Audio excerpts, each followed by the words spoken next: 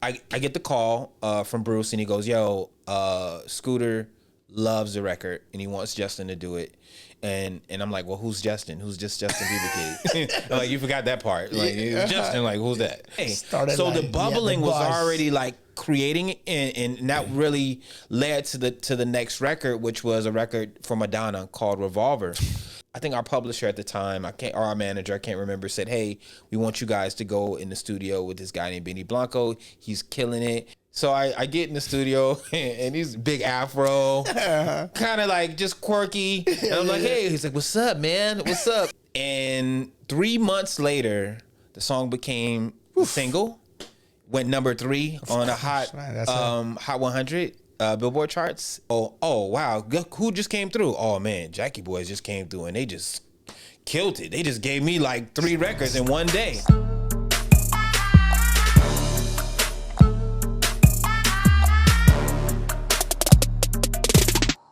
Saludos, bienvenidos a otro episodio de El Negocio del Entretenimiento Podcast. Oye, estábamos de vacaciones, pero es que estamos cambiando de oficina, estudio nuevo que se está construyendo. Bueno, ustedes saben, primero, dale a la campanita, suscríbete aquí a Sparkof TV o búscanos en Spotify, Apple Podcasts, iHeartRadio como El Negocio del Entretenimiento. Yo soy Jafo Santiago, me consigues como Jafo Santiago en las redes. Y oye, hoy tengo aquí una persona que nos conocemos hace más de una década. No habla español, habla su españolcito ahí medio, pero es uno de los productores más y compositores más famosos que he conocido. Pero a la misma vez uno de las personas más humildes. Ha trabajado con Madonna, Justin Bieber, Jason Derulo. La lista es larga. I want to say hi and welcome to my friend Carlos Battey. What's up, my guy? Man, it is good to see you, my brother. Great to have you in Puerto Rico, man. Absolutely, dude. It's an honor to be here. It's so cool to see just you wear so many hats, my brother. Like, crazy, I swear, you got the cowboy hat, the baseball cap, you got the everything. Like, you just do everything, and it's just an honor to be here. Nah, man, we've been friends for over a decade. 10 years, yeah. It's over 10 years, yeah. I remember the first time I heard about you. It was Dav and we were talking about this story. Yeah. Dav was in Miami and he saw that your brother was posted that he wanted to meet songwriters in Miami. Yeah. And that was I'm gonna call this dude. He's very famous and well connected. That was from the Jackie Boys. Yeah. I was like, I don't know, dude, just hit them up, call him. Yeah. That's how it started connecting. Dude, apparently Craigslist is like the place to be in 2012. That's crazy. Yeah, it was an interesting thing because, we both went to LA together to, fulfill our dream of music and being singers and songwriters. And we started out as street performers, right? And I'm going to fast forward a little bit because I can go back in the story. But fast forward a little bit. We had some really big success in 2011, 2010. And my brother was like, you know what, man? I really want to go to Miami. And I said, well, what do you think in Miami? He said, man, I don't know. I just feel like I need to go. And, him being a single man, I was like, dude, do what you got to do. I'm going to be here in LA. You hold it down in Miami. And we would have these like daily calls about what we felt like could be really cool to do. And he was like, man, well, first thing is got to find other writers and producers in the city that we're going to, in the city you're in. And he was like, you know what? You're right. I'm going to put an ad on Craigslist. I'm like, that's hilarious, man. I'm like, okay. That's the strategy. Yeah, I mean, social media wasn't as big as it was, you couldn't send a DM at the time, and, it was only like MySpace and that was slowly fading. So, yeah, so he called me up and he was like, bro, you're not going to believe who I connected to. These guys called the Hookah Brothers. They're just like us. They're brothers. So I know you're going to get it. I did a session with them and it went amazing. That's awesome. And then I came down to Miami and I met you and I met everybody. Just the vibe was just so cool, man. Man. And it was very much like identical twins, but looking in a mirror, except, these guys came from Ohio. We came from Georgia. Like, the jokes were the same. Yeah. Everything we did was very much close. So it was cool. Amazing, man. Born and raised in Georgia. Yeah. There's a very good scene of urban artists from Atlanta and that area. You grew up with that, like famous artists that pop up? Yeah, I mean, Savannah is a little slower. Okay. It's a smaller town right outside. I'm gonna say right outside, like 3 hours south of Atlanta. Okay. So Atlanta was like the mecca of places you go when you want to make it. Okay. And being in Savannah, it was like, okay, when I get 18, I'm gonna move to Atlanta. But for me, it was like I want to move to LA. Really want to get out to a whole nother place. But yes, man, we had some amazing talent, amazing artists come out of there. A lot of movies come out of there. Like Forrest Gump was shot in Savannah. Like a lot of really cool things. And then more recently, we have Quando Rondo, who's a really big rapper who's out of Savannah. We had a rapper named Camouflage who's out of Savannah. I mean, Flage, who's like the really dope basketball player. She was on America's Got Talent, actually. Okay. So she's blowing up. Like we're starting to get a lot of really great artists. That's in great. Savannah. Yeah, Man, when did you find out that you wanted to be like a songwriter? Because you know, it's not a typical career. No. Well, you know, it's funny. It started out as just me wanting to be a singer. Oh yeah, you told me. Okay. Yeah. I wanted to be a singer first, just because I knew. Well, I would hear these songs on the radio, and I'm like, I didn't know who wrote these songs. I just thought the artist wrote the songs. So like, well, if I'm gonna be a singer, I gotta be able to like write my own songs. So that turned into, oh, like I could do this for a living and start working with other artists who need songs. And coming to Los Angeles, it was like a really almost like a click in my brain of realizing that it just doesn't work like that, where you just imagine, oh, well, every artist just breaks out the guitar and just starts writing their own music. Like, no, like artists really could use, great songwriters. Yeah. So, but you start writing songs in Savannah. Yeah. And what was the first artist that recorded one of your songs? Ooh, well, the first one was in LA, but I will say this. Yeah, in Savannah, I did my first recording session. I paid for studio time. You paid out of for my it? own pocket. I saved up my coins. I was like, let me see how much I got. I got enough for 1 hour. I got 1 hour. And the engineer was like, you better be fast. And I was like, I got it. So Trust me. Yeah. So I went in there and I just wrote, I had a song I was working on for a while. I went in there in an hour and I sung, and the song came out pretty dope. And then eventually I started collaborating with local artists. Like, oh, it was a female artist. Like, oh, you should sing this part and I'll sing this part. So low key, I kind of had it in my mind of where songs should go. And I started doing it on obviously a bigger level when I came to LA. So once you're in LA, because LA, I lived in LA for a while. Yeah. It's very expensive. Oh man. Everybody wants to be in LA, so the competition is very hard. Yeah. How was those first days that you were in LA? Man. Hustling, I imagine. Yeah, man. I started out as a street performer with my brother. So we use the same mentality that you got to let opportunities, you got to be seen in order to get the opportunity you want. 100%. And in Savannah, there is a spot called River Street, which is a place for busking and like, tourists walk by, and it's a whole thing.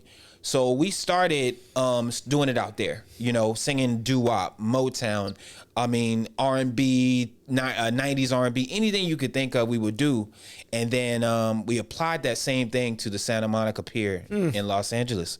And then we did Hollywood Boulevard and then Pasadena. So we almost had like a network of locations that I would just go and be like, all right, cool, from 2 to 6, we'll hit this spot. From 8 to 10, we'll hit the promenade. And it would just keep evolving till eventually we didn't need jobs. Like I can't tell you, there's not a job I worked like that was a full-time thing. Once we started making, I think roughly it was about $500 to $600 a day, just like hustling from sun up to sundown. Wow. And that really allowed us to stand out, and people would come up to us and like say, hey, I'm seeing you sing all of these songs. Like, what makes you change songs when you see other people come? And I'm like, well, the reason why is people like different things. So we want to be able to like encompass everything for everybody.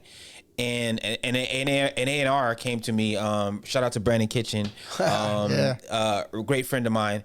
He was one of the early ones to go, yo, like, I got an opportunity at Atlantic Records for you to meet one of the A&Rs there, and maybe this might make sense. Wow. And that changed our lives completely. Wow. And then also too, Rachel Noel, my former manager, she was one of the first ones as well. Like, and all our connections came from there. Wow. So from the year 2004 to 2009, we were out there. If you saw two guys out there singing R&B, it was us. It was like, I think y'all look familiar. Like, Neo, So Sick. Yeah, that was us. So once you get into the industry, you enter. You know, it's not easy. Yeah. Once you are in there, like, how you start navigating, like you start going to writing sessions, into studios. Yeah. Like, it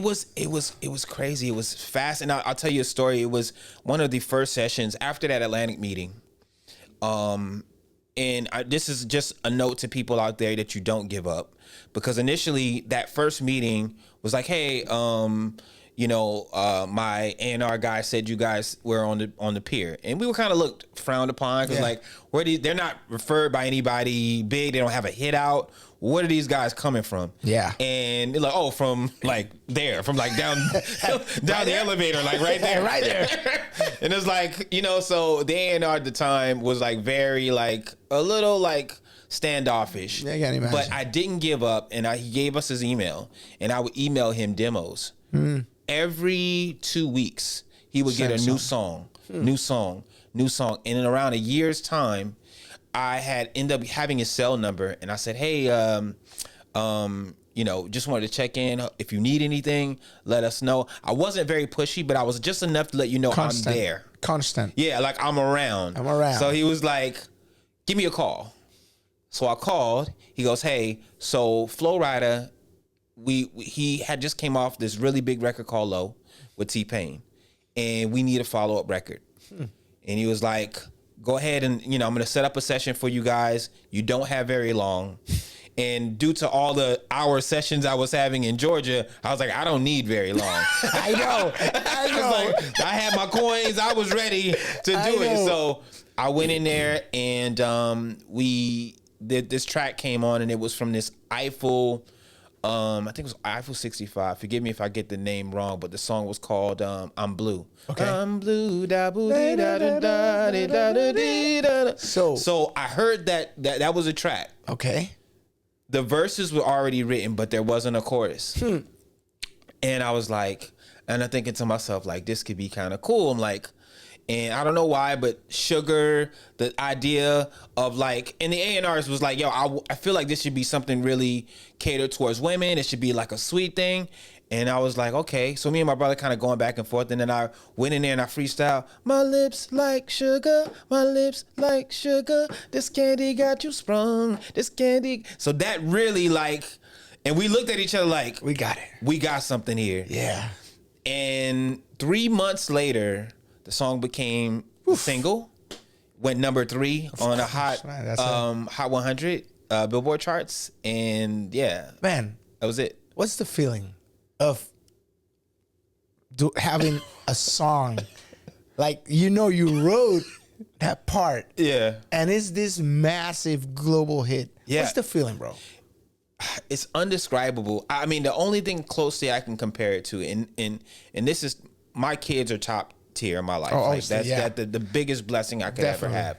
But just like how you have a child, a song is like a child. It is, and it's like watching it be made. Yeah, man. Right. You got to make the child, and then watching it be birthed, and then watching it walk for the first time, and then watching it grow and run.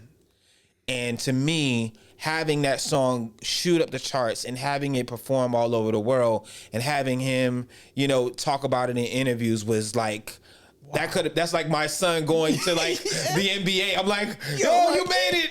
I'm a proud dad. Like, you took it there. And I never get tired of it. It never gets old.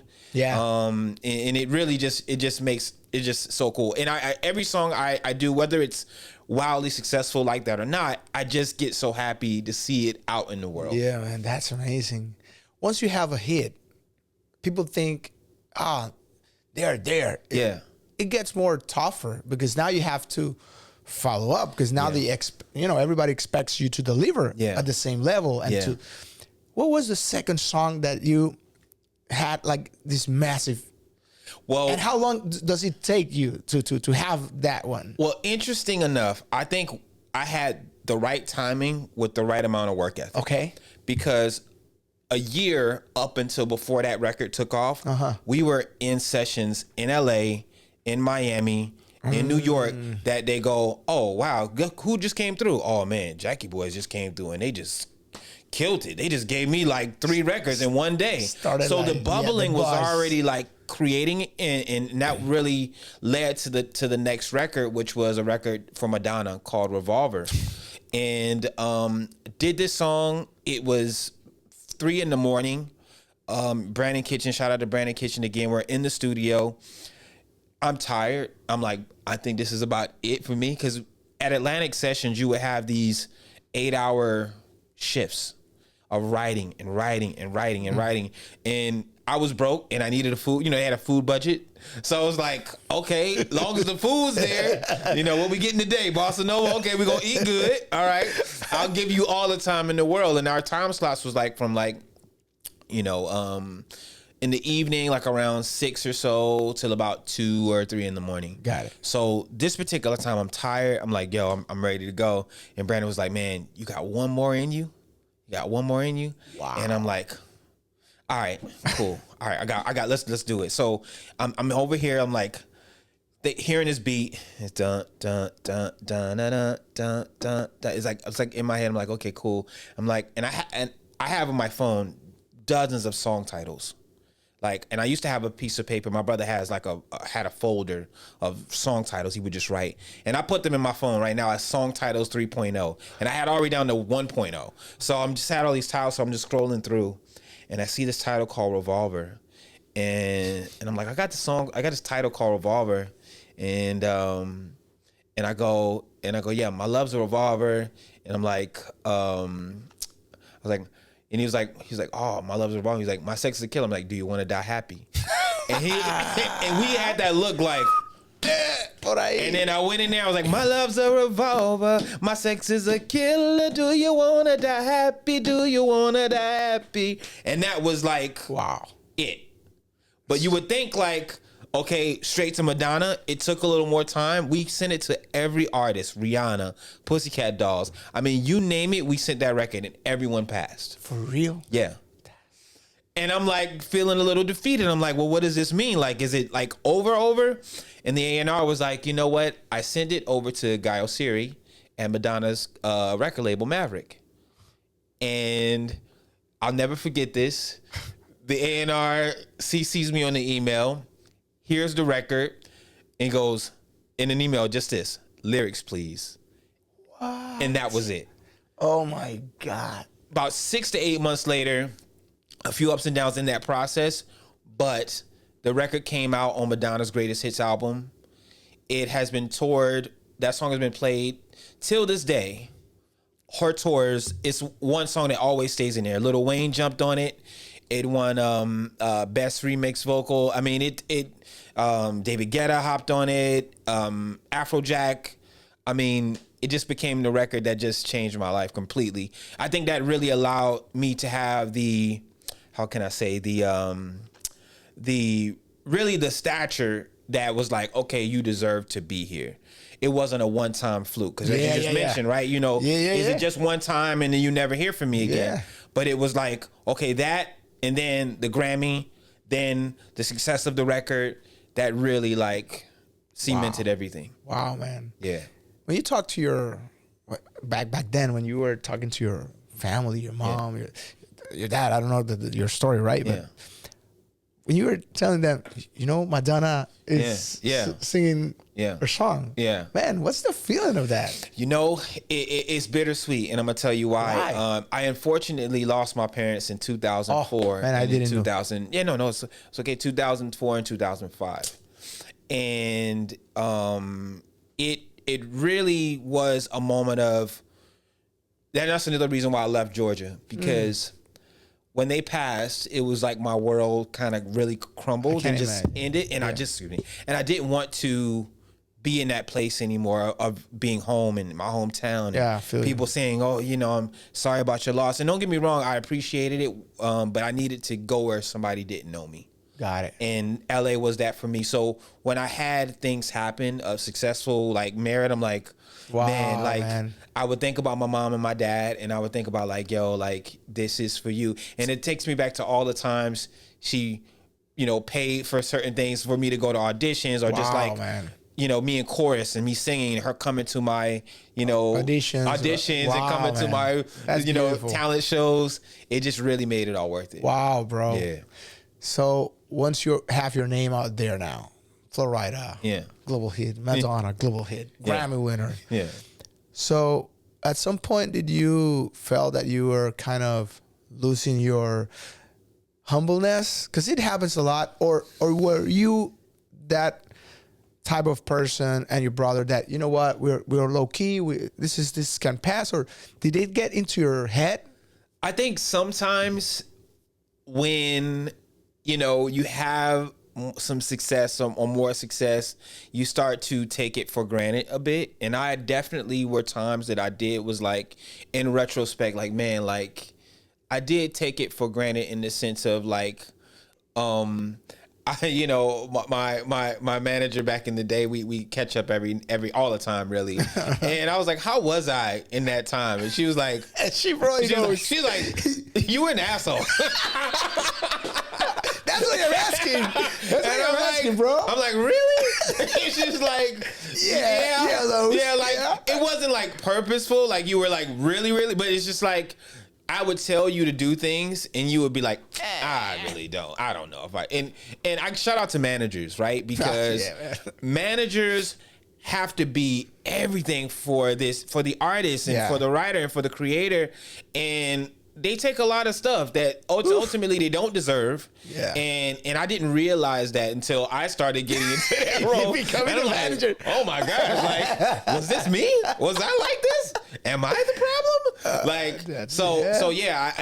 And what humbles you obviously is two things. One, realizing that the roller coaster goes down just as much as it goes up. Yeah. And then two, really connecting with somebody on a level of we're all humans. Yeah. We all make mistakes. We all do things that are whatever. Part of life. Yeah. So try to empathize and understand, like, shout out to engineers, man. In the beginning, I used to be very, short, like, oh man, the engineer, he didn't paste this right, or he didn't move this or copy and moved it. I'm like, this guy has probably worked already 8 hours tired in a previous session before. Yeah. Don't take that on this guy. He just really just doing his best. Yeah. And I've realized with patience, it helps so much in sessions too. Because now, and even years ago, I'll be in with an artist and the artist is very short with the engineer. Mm-hmm. And I would talk to the engineer and be like, yo, man, don't take this personal at all. You're doing a great job. You're doing what you need to do. And I would talk to the artist too. Like, man, give this person a break. They're doing what they can do. So, lessons. So once you're in the sky, walking in the sky, obviously as a songwriter, you have the hits. Was there a moment after that you felt like in a slump or something, that you were writing songs, writing sessions, but nothing big coming out of it? Yeah. I think this was maybe around 2015, 16. I started to kind of look around me and look at my peers, and the worst thing you could do is measure yourself to others. You can't. And I would just look around and like, oh, okay, well, who's doing this? And so-and-so's doing this, so that means I should be doing that. And that really affected me, I think, for a good year, because I don't know, I just felt like I should be doing more. But at the end of the day, I started to reflect and realize that my journey is my journey and my race is my race. Yeah. I shouldn't have to look on the side of me and see what's going on. Mm-hmm. And, what really opened my eyes from that is ultimately, being a father, again, to more kids and being a husband, and just like realizing like, yo, like there are people who sacrifice that for the career. Yeah. I have All the time. I have the blessing of having my kids and my wife, and this is the energy and time I put into this thing. So, and also having a career. Exactly. Yeah, but the balance is not easy. Yeah, it's not easy at all. And I realize that what is for me is for me. So I'm not going to sit. I'm going to do my race. I'm going to write my songs. And funny, just opportunities just kept coming to me when I changed that mindset of like, I'm not going to, oh, well, why didn't this record get cut? I'm going to have to work on the next record. And then I would get calls. Hey, Los, dude, I need you in the session for this particular artist. I need you working on this. And I'm like, wow, like that makes me feel good. Yeah. That, I do what I do and people respect that and want to work with me. When did you work? You also worked with Justin Bieber in one of his albums, right? Yeah. Both his albums. In the beginning, I got wind of Justin Bieber when he was 14 years old. Wow, just a kid. Yeah. I used to work pretty heavily with a production duo called Midi Mafia. Shout out to Midi Mafia. They did 21 Questions for 50 Cent. They did a lot of massive records for Fantasia, and just amazing guys. And in LA, I would go to their house. I would work on songs. And around this time, imagine myself, my brother, Frank Ocean. Wow. We all work in this studio, in this house studio together. Frank Ocean, okay. And I'm not gonna tell you his real name, so y'all will figure out his real name, but it's not Frank Ocean. But anyway, so we had a group of just writers and artists just come in and work out of this home studio. So Bruce goes by Bruce Wayne. He goes, we connected with Scooter, this kid named Justin Bieber. The song that you wrote, it's called Down to Earth. And he goes, man, do you mind if we send this to Scooter? And I said, yeah, no problem. So I send it, and take in mind it's supposed to be a song that I was going to release, like as myself as an artist. So, because it talks about the split between my ex-wife and my daughter, and how that fits in the dynamic of, from my daughter's perspective of watching her mother and father just kind of like go this way. Wow. So really emotional song. Mm-hmm. And I get the call from Bruce, and he goes, Scooter loves the record and he wants Justin to do it. And I'm like, well, who's Justin? Who's just Justin Bieber kid? Like, you forgot that part. Like, Justin, like, who's that? So he goes, well, he just got signed to under Usher. He's, from Canada. Really cute kid, white kid from Canada. I'm like, okay, we'll see. He says, well, let me have you talk to Scooter. Okay. I'm like, okay. So Scooter calls me. He goes, hey, I love the record you did. It's amazing. Can you do me a favor, if you don't mind, to make some changes? Because now, if Justin's going to sing this song, it's got to be about his experience, because he's going through the same thing with his parents. And I said, okay. And he goes, I don't know what this can be. I don't know what this kid is going to do, but I can tell you this. I believe in him. And, I feel like he's going to be big one day. And I said, that's all I need to hear, because the belief in his voice, in his tone, told me like he would die for this kid. Yeah, like he would do whatever he needed to do to make sure he won.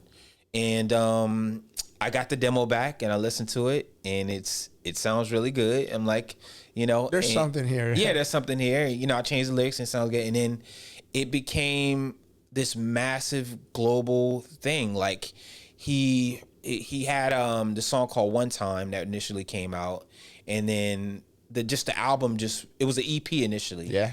And it sold like 10 million or 8 million copies or something like that. And the song that I wrote was New York Times best song on the album. Wow. And yeah, just it was amazing. It was amazing. And then after that, for the follow-up, actually, I did another song on there called Love Me. And then the follow-up album, My World 2.0, I did Eenie Meenie with him and Sean Kingston. Mm-hmm. Shout out to Benny Blanco, who did the track, and the Interns, who we co-wrote the record with as well. Benny Blanco's a beast. Oh man, yeah, that guy's a beast. Benny was always weird though. Yeah. Benny, I got a Benny story. For real? So yeah, throw it out. So we're in the studio. and working on this record, and I think our publisher at the time, or our manager, I can't remember, said, "Hey, we want you guys to go in the studio with this guy named Benny Blanco. He's killing it. He's getting a lot of love, in the industry." And I was like, "Okay, cool." So I get in the studio, and he's big afro, kind of like just quirky. And I'm like, "Hey," he's like, "What's up, man? What's up?" I said, "How you been?" He's like, "Good, man. I drove here." I'm like, "You from where? Like from the hotel?" He's like, "No, from New York." And I go, "Okay." He goes, "Yeah, I don't fly, bro. I don't fly. I just drove, man. I just drove To California? Yeah, to California." And then I was like, "How long you staying for?" He's like, "I don't know, man. I'm just gonna figure it out where the wind blows, right?" And I'm like, okay, cool. So it was a really cool session because the interns, we two and co-sign, amazing guys. We just laughed most of the time, so it really wasn't even like it was a writing session, but we were just just laughing and joking, and the song came out of it, which was a really, really cool song. Hilarious, bro. Yeah. So that's the fun part of the career of the songwriter. But this is a business. Yeah. You have to deal with a lot of legal stuff. You're throwing songs out. It's like your babies. Yeah. It could be like a very hard industry. People want to get cuts from everything. Okay, I want this, I want that. Have you been in that situation where you have to, at some point of your career, to just deal with something that you probably know wasn't fair for you as a songwriter, to give a cut of something that you were the one who made it, on your own? Because I've been around, so I know I've seen many things. Mm-hmm. But like, I want to hear from you, like. Yeah, you don't have to say names, etc. But yeah, I mean, there's a thing called artist tax. The tax from the artist, it happens. Sometimes even from the A&R. Sometimes even from the manager. It really just depends. I think that people see an opportunity. Yeah. To want to insert themselves in certain things, and is it fair? No. It's not fair at all. And at the end of the day, we all have a choice to make. Yeah. And for me, I can tell you things haven't been fair, and I've done a deal. I've done the song that, okay, here, I'm going to throw you this because I need to make this thing go. Yeah. I realized early on, and this is just from, street performing, that I didn't care how it got done, long as it got done. It didn't matter to me. I didn't look in my tip box and go, "Oh man, I only made $100." Like, no, if I make $100, great. If I make $50, great. If I make something, and I think that yes, there's a point you need to stand up for your share of your song that you write, and then there's also a time to where, okay, we know this game is a little dirty. Yeah, it is. You got to be like, how can I make sure that this is solidified in a way that goes the best scenario possible? Yeah. And sometimes you have to play that game, unfortunately. But if I was a hard ass in the beginning and very much like no, I probably wouldn't be here today. That's the way it is. I'm keeping it honest. And I think there's a lot of artists, up and coming artists and producers and songwriters that nowadays they don't get it. So it's not that you have to do every deal in the wrong way or give something that you can keep, but there are gatekeepers somehow, and you have to know how to play the game. And when do you say, okay, let's do this? Because it's a marathon. It's not it is a marathon, and if you want to have a long career, you have to understand the game. And I think I agree with you, and I think I had to be the sacrificial lamb in the beginning to be able to change the way I wanted business to be when I got in a position to help. So with me, it doesn't matter who I'm writing with. You get what's fair to you. And I don't, because that is a culture that I want to, continue to keep going, that fair is fair. You can do things. You can do right by people. You don't have to have a horror story in the beginning to go, oh man, I was in this bad deal and it, you know. So for me, yeah, I took a few lumps in the beginning to be in a position now to where I don't have to do that to anyone else, and somebody can go, man, Los always been a good dude, always fair, always doing good business. And that probably, like, we have so many ups and downs in this path, in this career. Can you name like the probably what's the lowest moment in your career and the highest in your career from a business standpoint that we can, that you can share with us? Because I think there's so much knowledge in what you're saying. Yeah. And there's a lot of people that are going to be watching this. Yeah. So can you share what you learned from those both of those experiences, like at the low, at the bottom, and at the high? What do you learn from it? Well, I will say I learned, and I'll give you an example. I had a tumor in my jaw in 2016. So, and this was right around the time where I was kind of in a low vibration of where my career was going to be. Wow. I went to the dentist initially and was like, hey, I'm starting to feel pain here. And they did an x-ray and was like, hey, something looks a little weird. You may need to go to a specialist. Went to a specialist and they were like, yeah, you have like a pretty massive tumor in your bottom right jaw. Wow. And I was like, what? Like, that's crazy. And I was like, so what do you just give me some medicine and it goes away, right? And they were like, no, this is actually going to take, serious surgery. So they had to remove my right jaw from here to here. Oh, wow. Yeah. And they had to replace it with a titanium plate. Oh, my God. And I didn't know that the recovery was going to be. And initially I was like, oh, so would I be back up in a month? And he's like, no, this is more like a year. Wow. And I was like, oh my goodness. And this was the first kind of initial assessment of what the procedure would be. But, thank God I ended up finding another doctor that got the time down to like 3 months. But when you talk about my lowest time, I felt pretty low then because my identity and who I was surrounded around music and surrounded around writing and singing and using my voice. And I'm like, what does that even look like? How would I even be able to, what is it going to be for me? What is this another? Am I going to switch careers completely? What if I can't speak very well? Because the tumor was so massive, it was growing into my tongue. Oh, wow.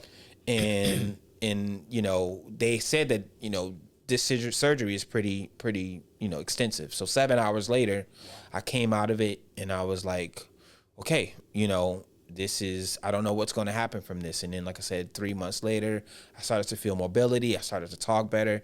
And then I started to sing better. And I started to be able to go, oh, wow, this is, in a good place. And, I was in a publishing deal at the time that really wasn't serving me. And I was like, I really am not in a good place with that and with my health. Oh, wow. Yeah. And then the highest point out of that was making a full recovery and then getting out of my publishing deal. So that was the win for me because then I felt so free to be able to write with who I want and create with what I want and just do what I want to do in that space. So yeah, I think that to me was just like the low and then the high of just being able to go out of it. So now you have a project. Yes. Valley ULB, and you are now on the other side. Now you're a manager. Now you're understanding how were you back then? Oh, and it's a different hat. It is a different hat. We talking about hats. You're right. Yeah. It is a different hat, man. I didn't imagine that I would be in this space, but I enjoy it. I started working with a great company called the Hello Group. My boy Taylor Jones, who's just a really good friend of mine, This is 4 years ago, and I'm in LA with him, and he's like, what you up to? I'm like, oh, writing and creating and everything. He goes, okay, dope. And he goes, you definitely, have you thought about kind of doing, A&R, any executive kind of thing, management? And I'm like, not really. And he goes, dude, you already do it. You do it already in your natural daily life, like putting things together, looking at contracts, being able to help in certain ways. And I was like, you know what, you're right. And he was like, well, I want to bring you on board to the company. And this is a multimedia company, very, very successful. And I came on board as director of artist development, and then also director of publishing under their publishing division under Sony. And I just never looked back. And then from there, it went into managing. I met a beautiful person by the name of Deborah, who was like, shout out to Deborah Johnson. She reached out to me and said, hey, I got this band. I've been looking to help develop and like get them where they need to go. Would you be interested in coming on board and helping? And I said, yeah, absolutely. And that started into now, the guys having a deal with, Bungalow Universal. So we're just moving, and I just don't see it slowing down. As far as the hats go, and I mentioned this to you yesterday, when you're really good at some things, it's just like I feel like the world is a bit of my oyster. I can kind of do whatever I feel like I can do, and I'm excited about that. And you've been doing it for. I remember I went to the Jackie Boys and Friends at the W in LA back. That was what year? 2012? 2014. I don't know. 14? Yeah. I was there, and you were doing the same thing. Yeah. You're bringing artists, connecting everybody from different parts of the states. I remember. Yeah. So we flew from Miami. We were there with these people from. So you were there already doing it with your brother, and I think it was because I stopped asking for permission and just started doing it. The worst thing you can do, in my opinion, is wait for people to tell you when it's okay to do it. Yeah. The Jackie Boys and Friends started because me and my brother wanted to do shows, and nobody would book us because they didn't know us well enough to give us like a ticketed show. Yeah. So we were like, well, forget that. Let's just go ahead and do it ourselves. We reached out to venues and go, hey, you know what? We'd love to use your venue. Whatever we got to do, if we need to take care of the bar first, just to make sure our people come in. And they was like, cool, have at it. And what day do you want? And I think our first one was like on a Tuesday, and this was at like Lexington Social House. This was before the W. So this is on Hollywood, off of Cahuenga. And we was like, okay, let's try this thing. First night we had 1,200 people. We had to turn away like 300 or 400 guests. It just to the point of not asking, but just doing it. That's amazing, man. And if you can give like a young Lowe's, now you have a 20 plus career, probably more, even more. If you can give yourself like an advice now with your experience, what would be that advice that you will give Lowe's, the 20-year-old Lowe's? Oh man, that's a good one. I would say, don't be so serious. Enjoy the moment. Because, for me, it was go, which is great. It's a great work ethic to be able to just keep moving. But at the same time, I didn't even go to the Grammys the year that I went. Like, I was such a workaholic of like. I understand the manager. Yeah. You see? I don't need to go to it. No.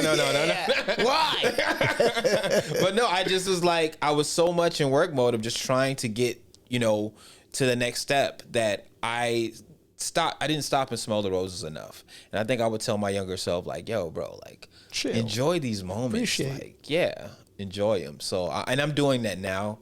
When I see success happen in many forms, I'm like, yo, like, that's gratitude, amazing. bro. That's gratitude, appreciation. Yeah. It brings more of it, Yeah, absolutely. It brings more blessings. Agreed, man. That's how it is. Yo, thank you for sharing some of your stories, man. Like I think people need to understand how this works. Yeah. And you are just an amazing person, a great professional, and nothing but the best to you and the whole crew. I'm honored to be your friend and to consider you my friend. And you know, you got me here, dude. Likewise, man. I gotta tell you, man, you're just a class act, man. Like soon as I get here, just in Puerto Rico, you just always just show love, and even the years that we've known each other, you're just such a solid dude, man. Thank you, man. And that same goes to you as well. Like anytime you need me for anything, you know what I mean, you got me, bro. That's Lowe's. Absolutely. Batey. Yo, this is El Negocio del Entretenimiento podcast. Usualmente no hago entrevistas en inglés, pero este man había que entrevistarlo en inglés porque yo creo que tenemos que compartir su conocimiento y que todos los que están en Latinoamérica, que nos ven, puedan aprender de un pana que lo está haciendo, lo ha hecho por muchos años en las grandes ligas y es una persona honesta y quiere compartir también lo que ha aprendido a lo largo de sus años. Así que, oye, esto es El Negocio del Entretenimiento. Búscanos en YouTube como Sparkof TV, dale a la campanita, comparte. Check it out.